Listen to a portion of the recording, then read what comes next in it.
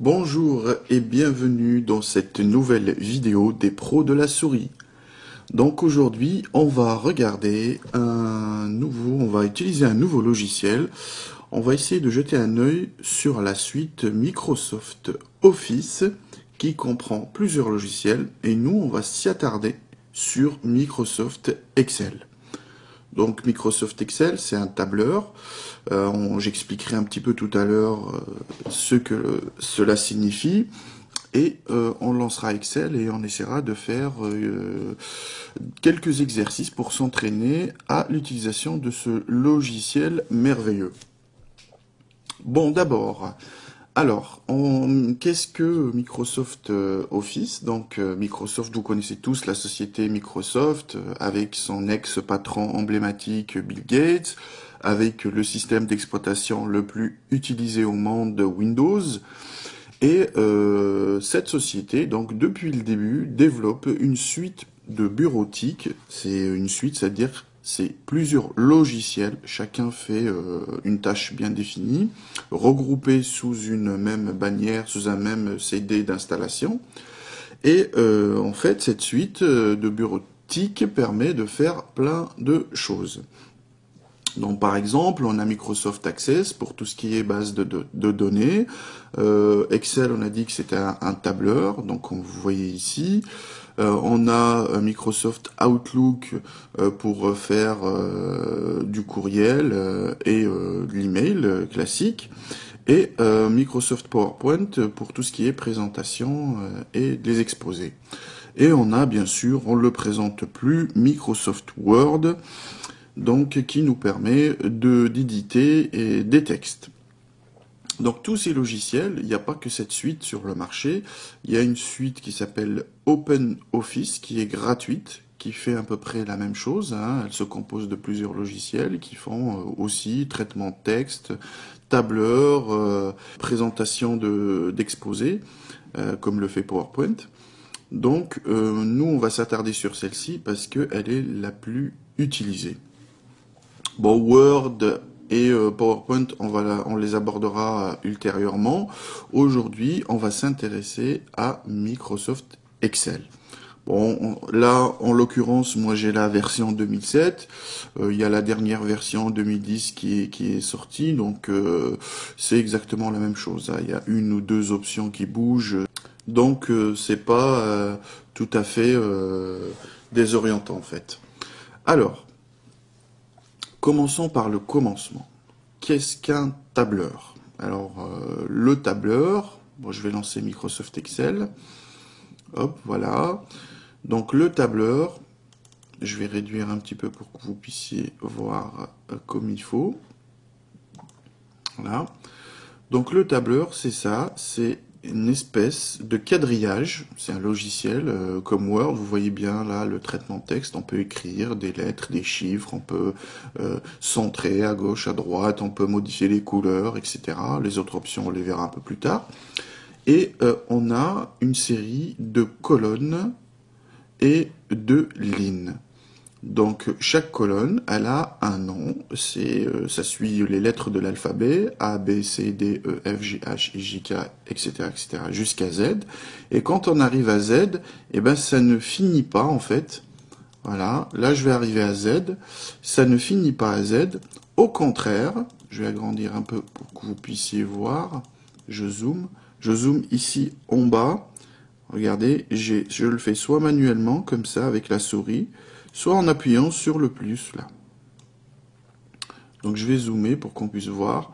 Et là, en arrivant à Z, eh ben, on recommence la série avec AA, AB, AC, AD, etc., etc. Et une fois qu'on aura fini à Z, eh ben, on va commencer par BA, BB, BC, BD, etc., etc. Voilà, donc c'est quasi infini. Bon, en fait, c'est fini parce que la mémoire, la RAM de votre ordinateur a une limite. Donc, elle ne peut pas afficher indéfiniment ces colonnes-là. Bien sûr, plus votre RAM est conséquente, plus vous aurez de l'espace et vous pouvez aller dans le sens de la longueur ou de la largeur. La même logique pour les lignes. Donc on a la ligne numéro 1, numéro 2, numéro 3, etc. Et on peut descendre, descendre, descendre. Et voilà, et vous voyez que c'est quasi illimité. Là, je suis à la ligne 1307, etc. Je peux monter, je peux descendre. Donc voilà, c'est un tableau infini, on va dire. En théorie, hein. Ce tableau, donc les lignes et le croisement de chaque ligne et de chaque colonne, est désigné par une cellule. Par exemple, si je prends cette cellule-là que j'ai sélectionnée, c'est la cellule de la colonne B de la ligne 2. Donc cette cellule, on peut l'appeler la cellule B2, chose qui est affichée ici. Voilà, admettons, je viens ici, cette cellule s'appelle D4, parce qu'elle est sur la colonne D, sur la ligne numéro 4. Et ainsi de suite, comme des appartements ou des maisons, chaque cellule a son adresse. Ça et l'ensemble de ces cellules, ça constitue une feuille. Une feuille dans Excel, il faut apprendre un peu le jargon d'Excel. Donc une feuille, c'est l'ensemble de toutes ces cellules-là. Voilà. Et la feuille, elle est caractérisée par un nom. Elle a un nom. On descend ici en bas pour voir un petit peu. Voilà, vous voyez, il y a ici un onglet. Voilà, ce petit onglet, c'est marqué feuille 1. Donc ici, je suis dans la feuille numéro 1. Si je veux aller dans la feuille numéro 2, hop, j'ai qu'à cliquer à côté, et là, je suis dans la feuille numéro 2, que j'ai pas modifiée. Regardez, sur la feuille numéro 1, j'ai zoomé. Sur la feuille numéro 2, j'ai pas zoomé. Voilà, hop, je me remets là. La feuille 3, etc.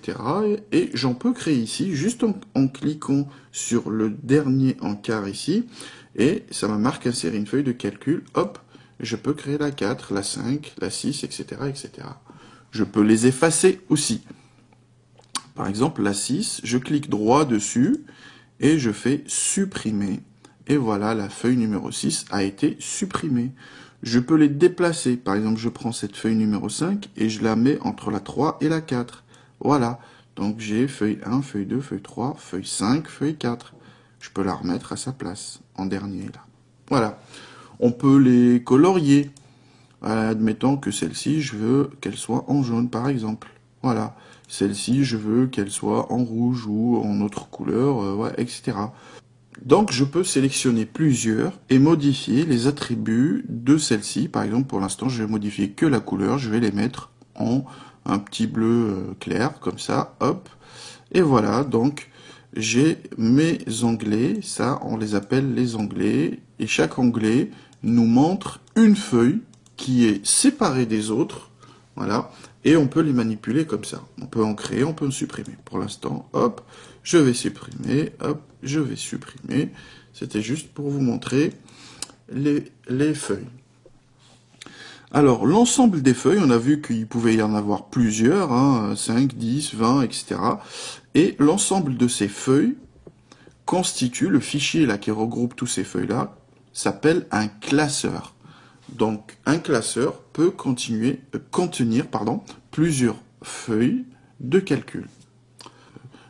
Grosso modo, donc dans chaque fichier d'Excel, le fichier, c'est un classeur qui est constitué d'une, voire plusieurs feuilles de calcul. Et chaque feuille, elle peut être indépendante ou elle peut être reliée avec les autres. Ils peuvent communiquer les feuilles peuvent communiquer entre elles. Donc peuvent se passer des informations, on le verra ça dans les leçons suivantes. Voilà, on continue. Donc juste pour vous donner un petit renseignement, en fait, on va pas faire des vidéos super longues, on va faire des vidéos de durée moyenne, 15-20 minutes, et on va essayer d'en faire plusieurs sur Excel. Comme ça vous permet de rester concentré et de chaque fois enrichir un petit peu votre savoir. Alors, là, on y est arrivé ici. On a vu que ça se composait de lignes et de colonnes. Donc, admettons que les lignes et les colonnes aussi, je peux les déplacer, je peux les insérer, je peux les modifier comme je le veux. Donc la colonne C, je peux l'effacer. Par exemple, j'ai des valeurs ici. Je vais juste mettre des valeurs pour vous montrer, voilà, un petit peu, voilà, hop. Je peux effacer par exemple le contenu de cette cellule, le modifier, je vais mettre par exemple 44, hop, voilà. Ou si je veux toute la colonne, je clique sur la lettre C, ça me sélectionne toute la colonne, et je clique droit, je peux supprimer, et ça me supprime toute la colonne. Voilà. Pour les lignes, c'est exactement le même principe. Quand je clique sur une cellule, ça me sélectionne, mais si je clique sur ici le début de la ligne, le chiffre, boum, ça va me sélectionner toute la ligne sur toute sa longueur. On monte un peu ici dans le panneau.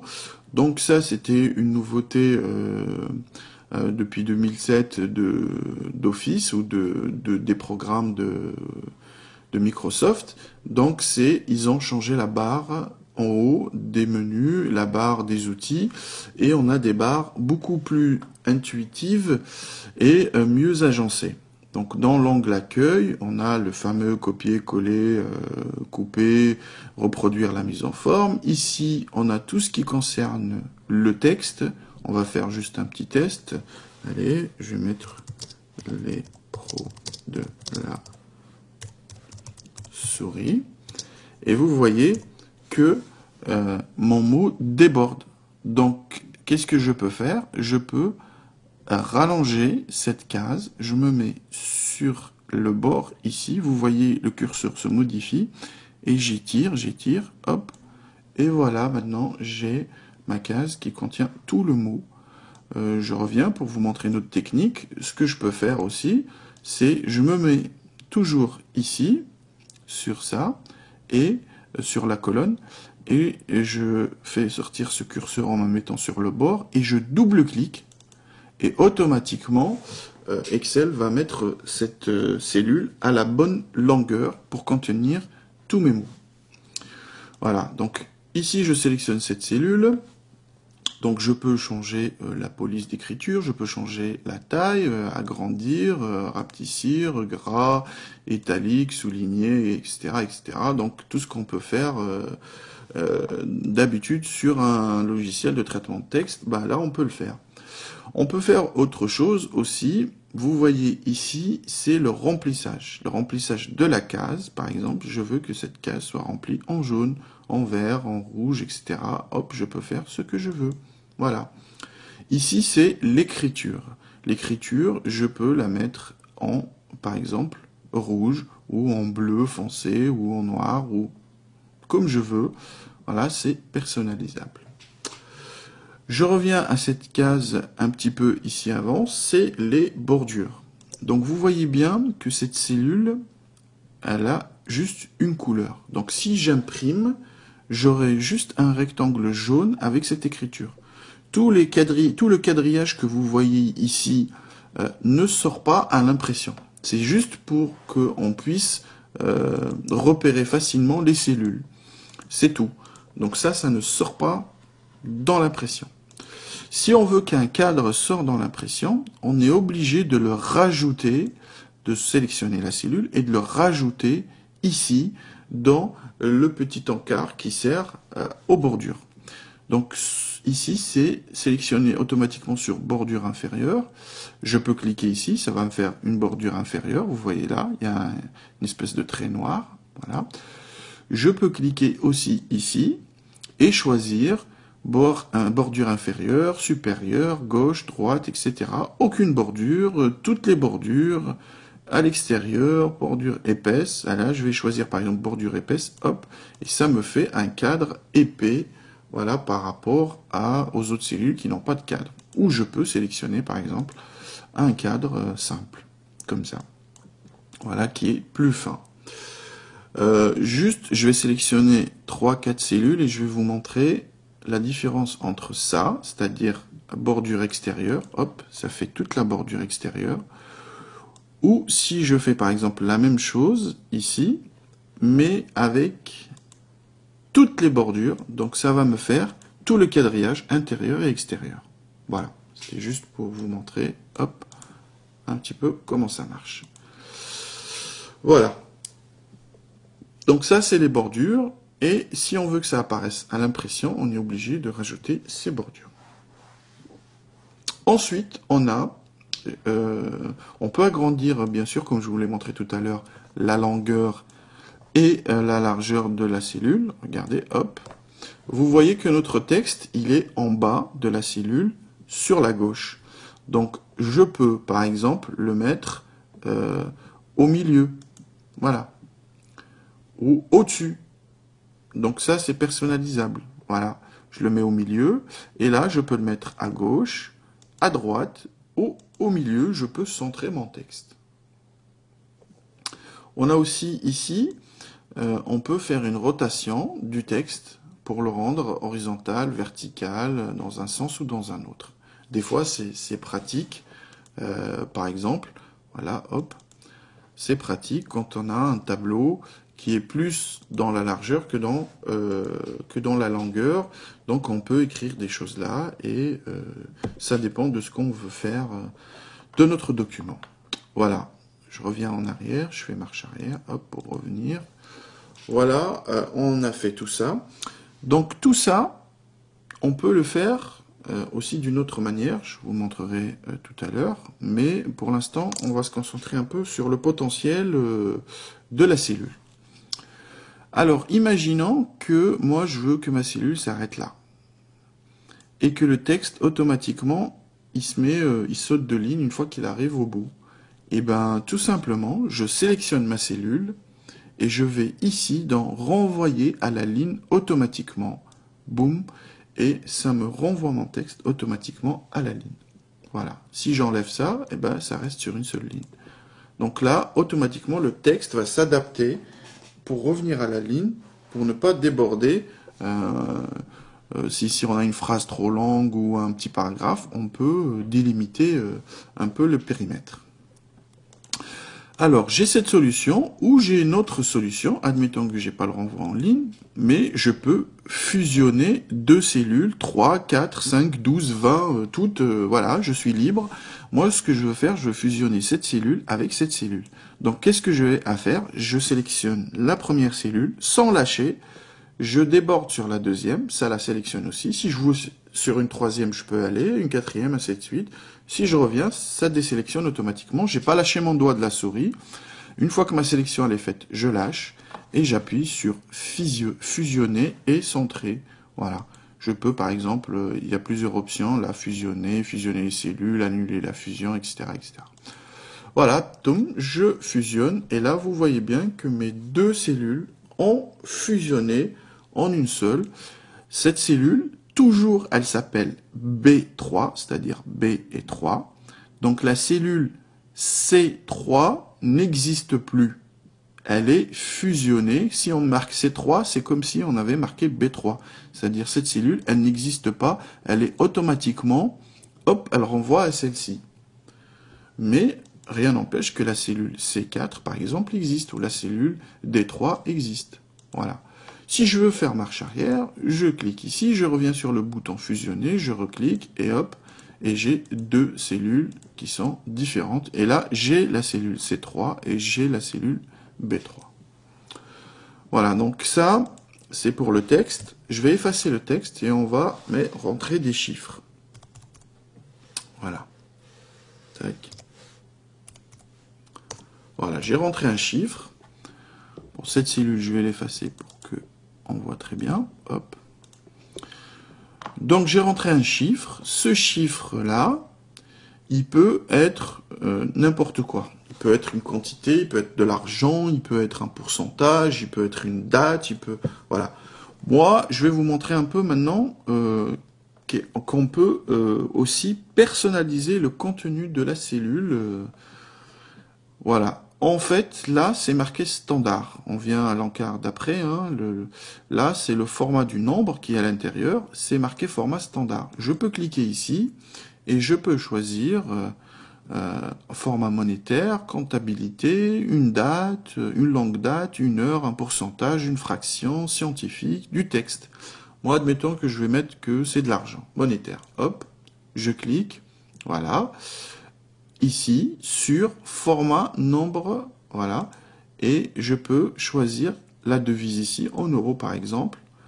Je sélectionne bien sûr ma cellule avant, hein, et je choisis soit là, monétaire, en cliquant ici, je fais marche arrière, ou en venant ici sur l'argent, j'ai un petit icône là qui me montre l'argent, je peux cliquer aussi, et là ça devient de la monnaie.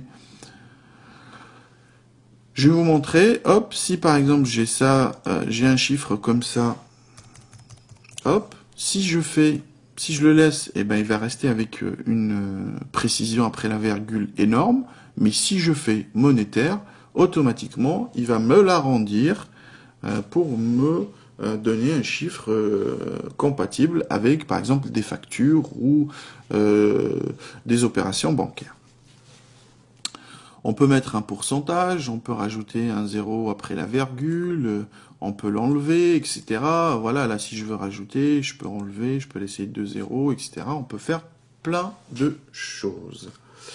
Alors, pour le reste, là, les mises en forme, conditionnelles, etc., et on va le voir plus tard, quand on va avancer un petit peu dans notre programme. Alors, on va un petit peu montrer un petit peu ce qu'on peut faire rapidement avec Excel, et comme ça, ben, on sera prêt pour la prochaine leçon. Je vais ouvrir un petit fichier que j'ai déjà préparé. Je ne vais pas enregistrer. Voilà. J'ouvre un fichier que j'ai déjà préparé.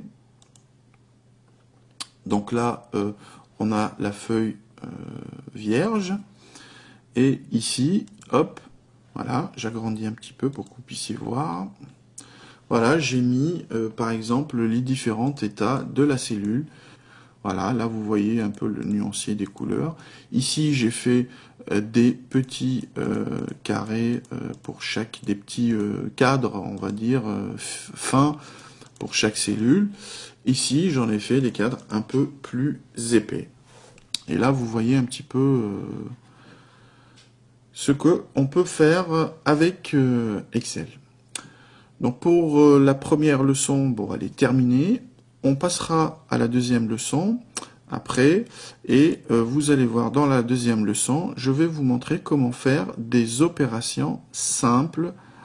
Voilà, et après on va aller au-delà, à chaque fois en complexité, et je vais vous montrer après, on va faire un exemple concret d'un budget, par exemple calculer votre budget mensuel, comment faire pour chaque mois, rentrer vos données et savoir si vous êtes dans le rouge, dans le vert, et gérer vos dépenses. Donc je vous dis merci et à très bientôt pour la leçon numéro 2 de Excel. Bonne journée et au revoir.